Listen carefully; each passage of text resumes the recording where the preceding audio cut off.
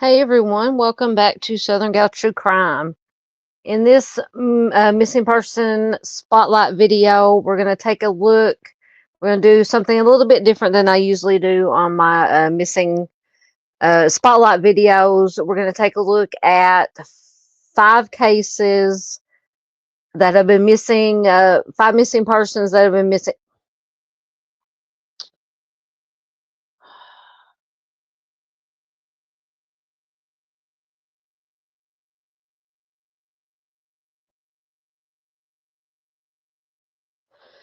So, since Amanda has gone missing, her 3 children have only one birthday wish every year, and that is that their mother, Amanda, will come home. Ruth Ann Towne, who is Amanda's mother, or Nicole's mother, or Amanda's mother, and her grandchildren, say they whispered it in my ear during their birthday celebrations. She goes on to say the kids are having a hard time. And Ruth Ann, Amanda's mother, also has her own hopes to see her daughter walk into their lives again. And the first time that Ruth Ann traveled back to the small city where her daughter vanished from, members of Pink Justice, which is a nationwide group dedicated to finding missing people, they joined Ruth Ann as they searched the wooded lots, roadways, anywhere else they could find in the rural North Indian River County for any traces of Amanda. Ruth Ann says, I did a lot of praying before I got up here. It is still overwhelming and emotional. I do not wish this upon anyone. So once again, Amanda, she was 27 when she disappeared. She was last seen around 3 a.m. on March 2nd at her residence on 99th Street, which is in unincorporated Fellsmere, which is in Indian River County. 6 months later, her family, or it's been longer than that now, but when this article was written, Amanda's family still has no answers on what happened to her. At that time, the family was offering a $2,500 reward for anyone with any information on Amanda's disappearance, her possible whereabouts, what may have happened to her. Her mother, Ruth Ann, says, I'm human. I try to be a rock for a lot of people, but I am breaking too. Members of this Pink Justice group have searched for Amanda since she went missing, including in wildland areas and near the C-54 canal. They brought Ruth Ann to a different canal near 141st Street in Fellsmere, where they did find some of Amanda's belongings. And this is according to founder Erica Torek. But at that time, they could not speak about the items that were found because it was an active investigation. Indian River County deputies do continue to search for Amanda. And at that time, on a stretch of roadway along County Road 507 and South Carolina Avenue in Fellsmere, they did have a banner with Amanda's picture on it that read, Bring Amanda Home. It was the same location where Amanda's son, RJ, who was 13 at the time, he planted flowers on June 4th to honor his mother's 28th birthday. Ruth Ann carefully dug through the soil. She placed the crown of thorns plants just beneath the banner. Ruth Ann said that she picked that particular flowering plant because she knew that they would last in the elements, including the heat. Members of the Pink Justice Society joined Ruth Ann as she made a plea during a Facebook live stream for anyone with information on Amanda's disappearance to please come forward. She says no one has seen or heard from her. Every day, her children ask us where she is. It's heartbreaking, she says. She says, I'm pleading for everyone to take a moment and think back in early March if there was anything anyone saw or heard that was unusual or didn't seem right. Make an anonymous phone call to authorities. Ruth Ann also asked for the public's help during a news conference at the Indian River County Sheriff's Office on June 27th of that year. LaPorte Farms in Sebastian hosted the candlelight vigil, which was attended by Amanda's family, friends, and co-workers. On March 6th of that year, which was 2020, the year she disappeared, Indian River County deputies issued an alert asking for the public's help to help find Amanda. Deputies did use canine dogs, a helicopter, dive team to search different areas in Fellsmere. A sheriff's spokesman, Major Eric Flowers, previously provided that information. Deputies said that Amanda was last seen, as I mentioned earlier, the camouflage hooded sweatshirt with a zipper, dark colored spandex pants, and dark colored flip flops. So the Pink Justice members do continue to look for any traces of those items, along with Amanda's small dark colored purse and ID that she had when she vanished. Deputies searched the entire property where Amanda was last seen. They recovered some of Amanda's personal items. They also seized an older model blue GMC vehicle from the home. Authorities said, we will search for DNA on the items. We've talked to dozens of witnesses and have several persons of interest. We're trying to recover anything we can to find Amanda and make an arrest.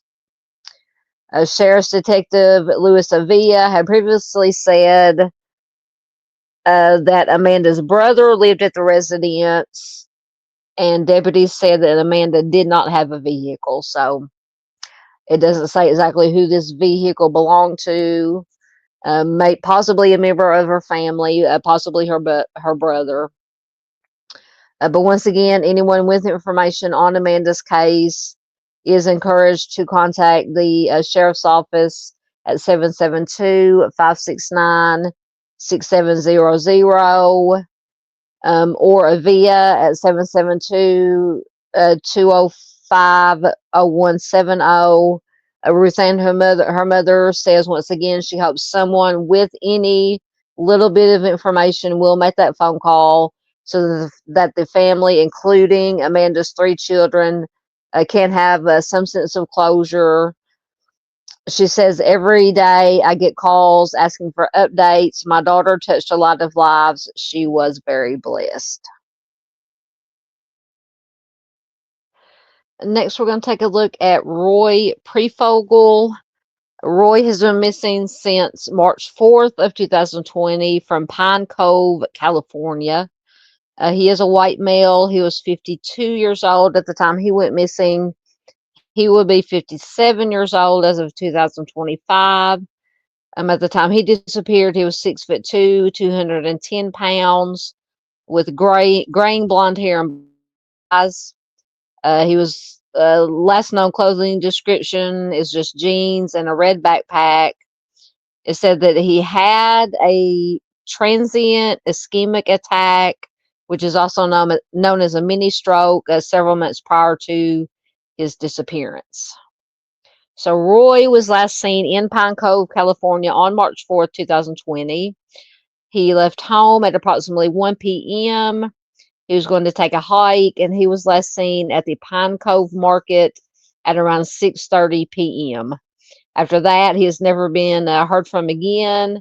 His car was later found on Acorn Lane at the head of Webster Trail. A 6-day search turned up no sign of him except his backpack, which searchers found on the second or third day of the search. The backpack was found lying in the brush far off the Webster Trail. It was intact with all its pockets zipped. Inside it were Roy's phone, his fire hat, some snacks, and an empty juice bottle. When authorities checked the phone, the last photos were of a creek, and these photos were taken the same day that Roy was last seen. There was There's no other indication of his whereabouts. And it says, although Webster Trail isn't well used, he had been familiar with it since childhood. So, as happens a lot of time in these cases, unfortunately, the police refused to accept a missing persons report for Roy until March 6th. His case obviously remains unsolved. So if you have any information regarding Roy's case, you can contact the Riverside County Sheriff's Office at 951-955-2450. So just a little bit more information on the search they did for Roy. As I said earlier, according to Jeremy Parsons of the Riverside County Sheriff's Department, he says, quote, on the second or third day of the search, we found his backpack, but we have found no other clues as to his whereabouts.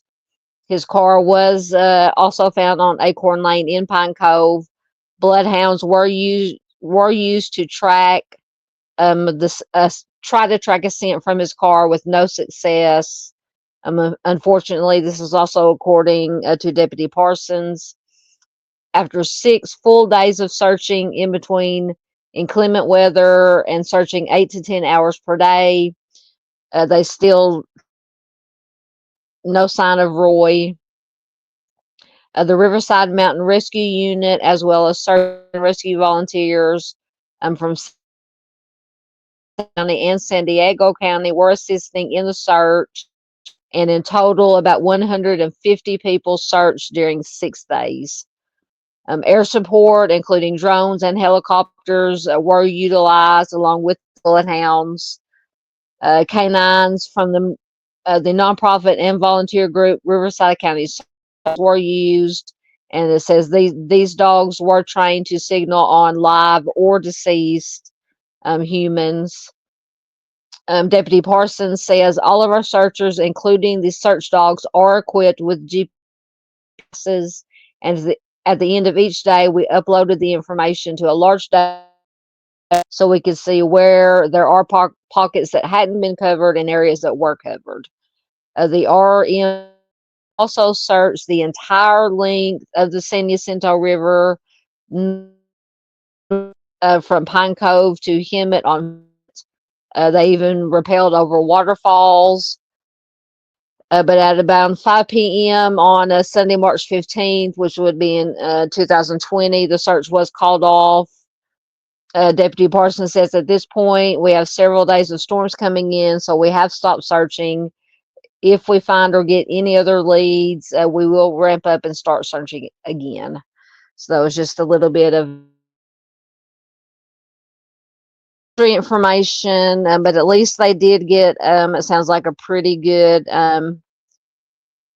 search done. 6 days with 150 technology to search for Roy.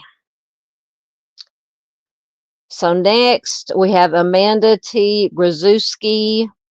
Amanda went missing on March 17th of 2020 from Derry, New Hampshire. She is a white female, 23 years old when she went missing, 5'5", 135 pounds, with brown hair and hazel eyes. She does have a few tattoos. She has a large butterfly design on her right hip, a small heart on her abdomen below her left breast, and an abstract design of a peace sign combined with a treat, TREET, on the back of her neck. She also notes that she also had a history of substance abuse. Amanda was last seen in Derry on March 17, 2020. She was staying with a friend on Birch Street when she reportedly left in the early morning hours without her purse, cell phone, or any other belongings. After that, she has never been seen or heard from again. When police checked her phone, there were text messages to an unknown person about Amanda wanting to move to Salem, New Hampshire. Investigators tried to trace the number the messages were directed to, but it was from a prepaid, untraceable burner phone. 9 days after Amanda disappeared, her social security card was found lying on the ground outside Elliott Hospital in Manchester, New Hampshire. At the time of her disappearance, Amanda frequented the cities of Hooksett, Manchester, Nashua, and Salem. She did not own or have access to a car. They say it is uncharacteristic of her to be out of touch, and her family fears that she may have met with foul play. It also says she had been abusing substance. She was a teenager. She had dropped out of high school, and she was transient at the time of her disappearance. Her mother had tried to take her to rehab facilities several times, but Amanda refused to stay and complete any treatment programs. Her mother, who did have custody of Amanda's daughter, stated that in spite of the problems in her life, yet or never went more than a week without contacting someone. Her case remains unsolved. So if you have any information regarding Amanda's case, you can call the Derry Police Department at 603-432-6111. And I do have a little bit of additional information on Amanda. I have an article from May of 2024. It says a frustrating four-year search for a missing woman in New Hampshire. No one has seen or heard from Amanda Grazewski since St. Patrick's Day of 2020. She was last seen in Derry, New Hampshire, but the search for Amanda has taken police to several local cities. In the spring of 2020, just as the pandemic entered, 23-year-old Amanda Grazewski completely vanished. Joan O'Connor, who is Amanda's aunt, said that she never expected her niece would be missing for years when she first heard of her disappearance, and she has never stopped looking for Amanda. When asked if Amanda is still with us, O'Connor told Boston 25's Bob Ward, quote, "You just hope that she's out there somewhere and hopefully she will come back." Amanda led a chaotic life. She was a single mother of one. She battled addiction. She suffered homelessness, and she did have a police record. Just before she vanished, Amanda was living in nearby Nashua in a hotel, but her money ran out, and a friend drove her to her brother's apartment in Derry to spend the night. At the time that this friend dropped Amanda off at her brother's home, it says that there were 3 to 4 people were already there. Apparently, they were having a party. It says when the sun came up, Amanda was gone, and only her purse, some clothes, and her cell phone. In 4 years, the publicly known facts about the case have really not changed. Derry Police Captain Vernon Thomas says, "We won't close the case. We are going to pursue this as long as we need to." Says there are questions about nearly every aspect of Amanda's disappearance, with what the people inside the apartment told police about Amanda. Captain Thomas says, quote, "We're really not sure what took place or even the validity of the stories." Amanda's aunt says that she's heard plenty of stories too. After 4 years, she's not sure what to believe either. She says, quote, "So the information that's out there, we really don't know what the truth is or what the actual information is. It's just all speculation." The search does have community support. Rob Russell with 2A Tactical at the time was using his drones to help find the truth about Amanda. His company volunteers is just like Amanda's. Russell says, quote, "We're here because we believe in this. We're here because we care about this mission and we care about these families." Derry police say they welcome any help. They've already invested at the time this article was written 1,000 investigative hours on Amanda's case and says they will keep at it. Amanda's family is not giving up the search either. They believe that after 4 years, the answers are still out there. Her aunt says it's just challenging to know what did happen, why can't we find out anything? So once again, if you have any information on Amanda's case, could help locate Amanda, any information, her possible whereabouts, what could have possibly happened to her, you can contact the Derry, New Hampshire police at 603-432-6111. And next we have Bishop. Unfortunately, in Toney's case, there's not a whole lot of information, but as always, we'll go with what we got because it is better than nothing. Toney has been missing since March 14th of 2020 from Pine Bluff, Arkansas. He is a black male, 57 years old. When he was 6'1" tall, 145 pounds, with gray. He was balding. He did have a thick mustache at the time of his disappearance. He did wear eyeglasses, and his nickname is Shaky. It does say that he was suffering from depression at the time of his disappearance. He was last seen by family members on Utah Street in Pine Bluff on March 14th, 2020. Family members became concerned about him because they tried to reach him multiple times between March 27th and March 30th. He never answered the phone. The police did go to his home for a welfare check on March 30th. When they got there, no one was home. The front door was off its hinges. A neighbor says they may have seen Toney at his home being picked up by someone in a white pickup truck. And another neighbor said that they saw Toney at the house that same day after the police left. But I don't know if that has been confirmed, but he has never been seen or heard from again, and he was not actually reported missing until June of that year of 2020. At the time of his disappearance, he had been known to frequent the cities of Sherrill and Altheimer in Arkansas. Like I said, these are about all the details that are available in Toney's case. But if you do have any information, please contact the Pine Bluff Police Department at 870-730-2081. And the last one we have is Pepita Redhair. She has been missing since March 27th of 2020 from Albuquerque, New Mexico. She is a Native American female, 27 years old when she went missing. She will be 32 years old as of 2025.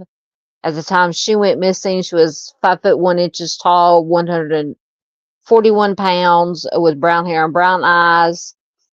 She has 2 moles on her chin and a scar on her left eyebrow. She does have some tattoos. She has a dinosaur on her right forearm, a koi fish or dinosaur on her left forearm, a butterfly on her shoulder, a moon with lightning on her left leg, and her last name Redhair, it says elsewhere on her body. And she is an enrolled member of the Navajo Nation. She was last seen wearing a black shirt and black shoes. So Pepita was last seen when her mother, Anita, dropped her off at her boyfriend's house, which was in the 1000 block of Clement Street, Southwest in Albuquerque, on March 27, 2020. It said recently she had told her mother that her boyfriend, Nicholas, was drinking to excess. He had been physically violent towards her. Her mother was concerned, and she did try to get her to come home, but Pepita refused and said, everything would be okay. Unfortunately, she was never seen or heard from again after that point in time. 3 days later, when her mother texted Pepita to ask how she was. Pepita did not respond, which is uncharacteristic of her behavior. A few days after that, her mother texted her again, and she got a reply from a man who said that someone else, not Pepita, had sold him Pepita's phone. Her mother decided to file a missing persons report at this time. Her Pepita's mother stated that Pepita went out for a drink on the night of her disappearance, then argued, or her mother stated that this man and Pepita had went out for a drink on the night that Pepita disappeared. They had an argument. Pepita walked out. The next day, he said he got a text from her. That's when he said he got this text saying that she was with another man. And it says that he presumed that it was a man. This man was a person that they had met the night before. No one has been named as a suspect in Pepita's disappearance, and the circumstances are unclear, and her case does remain unsolved. But if you have any information, you can contact the Albuquerque Police Department at 505-768-2020.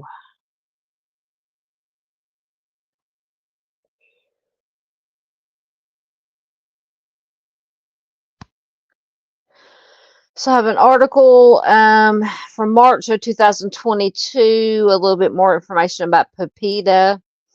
As the 2-year anniversary of her disappearance nears, the family of Pepita Redhair is still hoping for resolution to her missing persons case, and they are appealing to the public for help in finding her. Pepita Madeline Redhair is my daughter, said her mother, Anita King, who is from Crown Point.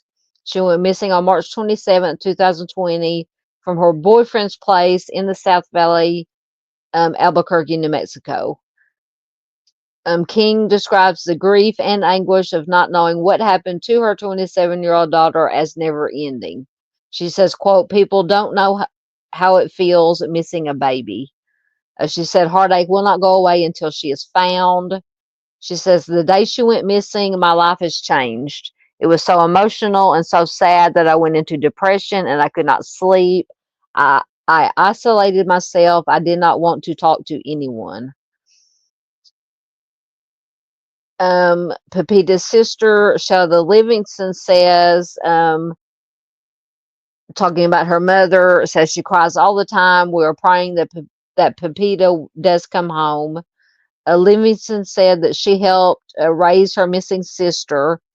She says, I am my sister's voice. I took care of her since she was a baby. Livingston said they recently set up a GoFundMe account to raise money so that a reward can be offered for information that leads to finding Pepita. Livingston said, if you see something, say something. If you saw something and you're afraid to say something pertaining to my sister's disappearance, you can remain anonymous. Pepita traveled back and forth from Albuquerque to Crown Point regularly to visit with her mother, where her room at home is still intact.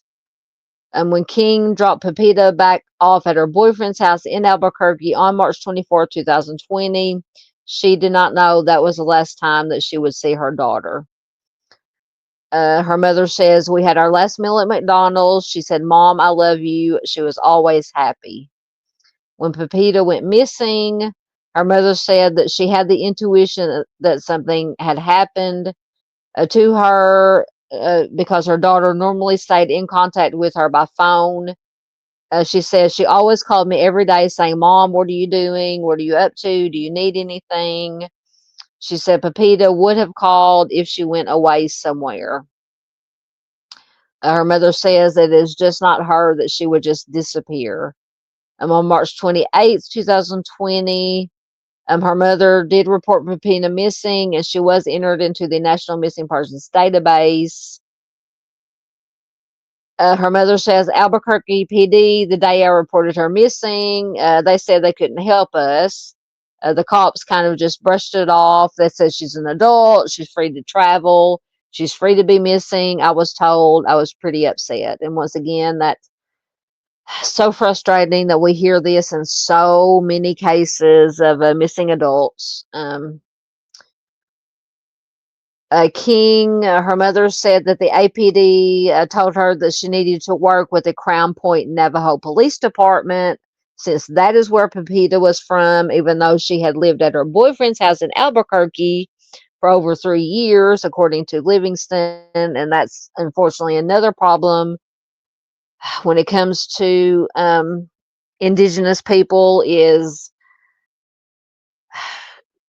who they either don't want to take the case or is going to take the case, whether it be, tribal police or the city or county or state police. It's just also very frustrating in these cases with missing indigenous people. The article goes on to say Livingston, who I believe is her sister, says she was not homeless. However, a Crown Point PD told King they needed to get back to APD because that is where Pepita was last seen. Livingston says that's why we went back to APD, and they told us, okay, we'll start investigating. However, because of the pandemic had just started, the APD police were not doing in-person interviews with potential witnesses. The lockdowns and stay-at-home orders also made it hard to travel, which caused more delays in the case. Her mother says, I wish we could have done more, but the excuse was the pandemic. King said that she was disappointed and traumatized by the lack of response from the Crown Point PD because she lives near the police station. She says, quote, they did nothing. They said it was out of their jurisdiction because it happened in Albuquerque. I was told she is an adult and we can't help you because she was missing out of Albuquerque, end quote. After that, Pepita's mother says that she just never called them again. She says there was no help. She says, quote, I would just walk around thinking, who do I call?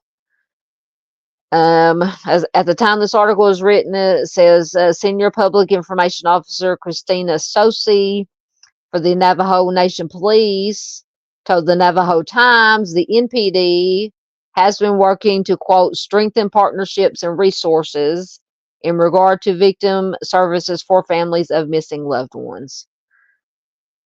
Sosi says, quote, in some cases, individuals are reported missing with off-reservation law enforcement due to their last known location, as in the case with Pepita Redhair. She said the NPD is aware a missing person report was filed with the Albuquerque PD for Pepita, and she has been entered into the NCIC, which is a database that provides law enforcement across the nation access to information. Sosi says we are periodically contacted by the Albuquerque Police Department to follow up on possible leads, and we continue to support their case in any way we can. So on their own, Pepita's family members went to look for Pepita several times in Albuquerque in the vicinity of her boyfriend's house after she went missing. Unfortunately, nothing was found. Her mother says we did flyers. I printed them at my own expense. And that's another thing, once again, in these cases, once again, so frustrating. These families help from the police department, can't get information. They have to pay money out of their own pocket for information or to print flyers. It's just a sad situation all the way around. Her family also participated in numerous missing and murdered indigenous relatives gatherings on and off the Navajo Nation. In October of that year, after witnessing the search for Gabby Petito that swept the nation, King and Livingston decided to hold a rally just for Pepita in Albuquerque to raise awareness. Livingston says, quote, we were so overwhelmed trying to find answers. I said, you know what? Pepita's name needs to get out there, end quote. She said the week after they held a rally, APD investigators called them and said they wanted to do an interview. Livingston said, quote, the prior investigator went to cold case and they kind of put it to the side. When we did the rally and the news went out, that's when they finally contacted us. They told us they wanted to hear our side of the story. She says it went around the world that we're raising awareness for my missing daughter. That's when everybody got involved. However, nothing of value was found. Pepita's mother says there's no trace, there's no lead yet. The detective from Albuquerque is working on the case. They won't give me all of the information. They say it's confidential because the case is active. King says it is frustrating to have no real answers despite the efforts made to find Pepita to date. She says it's an ongoing loss. It seems like we're not getting all the help now, but at least the detective is doing what he can. He checks up on me every now and then.